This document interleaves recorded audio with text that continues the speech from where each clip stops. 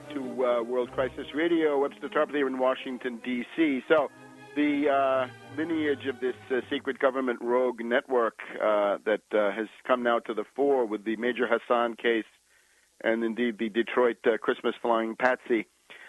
Theodore Roosevelt represents the reunion after the Civil War of the Confederate branch and the Wall Street branch of this, and he puts that into his own administration. This is when the FBI is founded, under a descendant of Bonaparte. This is Charles Bonaparte, direct lineal descendant of Emperor Napoleon Bonaparte of France. That's the FBI. But Theodore Roosevelt, having this attention span of a 6-year-old boy, he decides he's had enough of the presidency. He wants to go hunting, and then we get Taft, and the forces of Morgan and London are not happy with Taft. They're not getting what they need. Taft wants to get a second term in 1912. So Morgan brings Theodore Roosevelt back from retirement and founds this Bull Moose or Liberal Republican Party, which then succeeds in defeating Taft, splitting the Republican vote, and bringing in Woodrow Wilson. We talked about Woodrow Wilson last week. This is the first man from a Confederate state elected president after the Civil War. He's generally under the control of Colonel House, a pro-British controller. And the big issue is, first we get the Federal Reserve Act under the first term of Woodrow Wilson, and that's bad enough. I think we get the income tax, the idea being that they're not going to rely on a protective tariff, which would have been the way to go and remains the way to go. If you don't like an income tax, you better be for a protective tariff. So don't say, I'm against the income tax and I want free trade. No. If you don't want the income tax, you better be for a protective tariff. And I am, although I think the income tax, it's not going to be able to abolish it completely, but we can certainly provide tremendous tax relief. Anyway, 1916, we have Woodrow Wilson running for re-election. He kept us out of war, but at the end of 1916, after he's been re-elected, Morgan goes to Woodrow Wilson and says, Woody, we are facing the fact that the British and the French are now bankrupt and they're about to collapse. If they collapse, Wall Street collapses, the U.S. goes into a depression, and you are politically going to be left holding the bag. So that is when Wilson then begins to mobilize in his second term and gets the United States into World War I, which is an absolute disaster. This is what, instead of having a normal negotiated peace, we get this Carthaginian Versailles Treaty with reparations, with all the rest of it, that then opens the door to Hitler, as Keynes and others understood to some degree at the time. There's also the big fight about, will the U.S. have naval supremacy? And this comes up under Harding. We get people in the U.S. Navy who want to have naval supremacy over the British. We get General Billy Mitchell, who wants to use air power to defeat British naval supremacy. The death of Harding, a very, very suspicious one, after a trip to Canada. And then we get, generally speaking, the invisible government during the 1920s expressed through Andrew Mellon, the Secretary of the Treasury, under whom Harding, Coolidge, and Hoover served. This, of course, then leads to a world economic depression with the help of Montague Norman of the Bank of England and Sir Winston Churchill, monkeying with the British pound during the 1920s. By the time we get to 1932, we've got Franklin D. Roosevelt, who is a declared enemy, the most successful enemy of the invisible government that there has ever been. Those who do not understand this are, historically speaking, dolts. There's nothing more to say.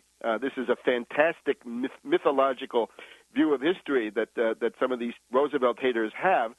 And the proof is simply, what does Morgan do vis-a-vis Roosevelt? Well, the first thing is to attempt to kill him. That's the assassination attempt on Roosevelt in Florida in early 1933, just as Hitler is seizing power in Germany with Morgan backing and London backing. They attempt to kill Roosevelt. Instead, they kill the mayor of Chicago, Mayor Chernak. That didn't work. Then later, we get the Morgan coup, right? The Smedley-Butler revelations before a committee of Congress that Morgan and other financiers want to organize a Mussolini march on Rome, except it's going to be a march on Washington. They also backed the Liberty League, Lindbergh. You got to recognize that the U.S. ruling class in the 1930s is largely almost 100% pro-fascist and largely pro-Nazi. That would be the Dulles brothers and, of course, Prescott Bush. Pearl Harbor. Who does Pearl Harbor? Well, that is essentially Colonel Stimson, General Marshall, and Admiral Richmond K. Turner with the help of Sir Winston Churchill, they are the ones who withhold intelligence. It's not Roosevelt withholding intelligence from the admirals. It's Stimson, Marshall, Turner, and their clique withholding intelligence from the commanders in Pearl Harbor, sure, but also withholding it from Franklin D. Roosevelt. It's another invisible government rogue network operation. With the coming of Truman, the invisible government rejoices because now they have a puppet.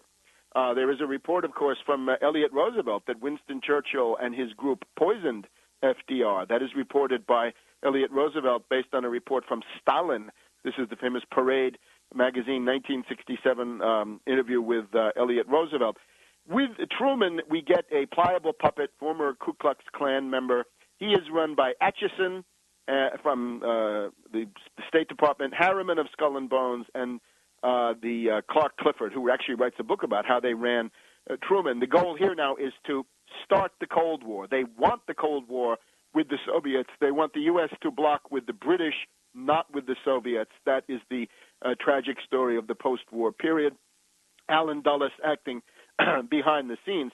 During the 1950s, the Dulles brothers, Allen at the CIA and John Foster at the State Department, box in any possible positive instincts of Eisenhower, but after John Foster Dulles dies, Eisenhower becomes more positive.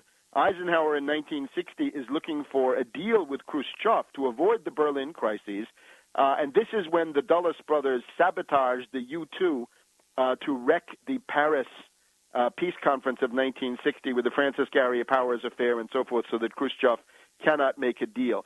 When you get Kennedy coming in, and we just told the story, right? The Dulles, Allen Dulles goes to him and says, "Time for the Bay of Pigs. It's going to be great."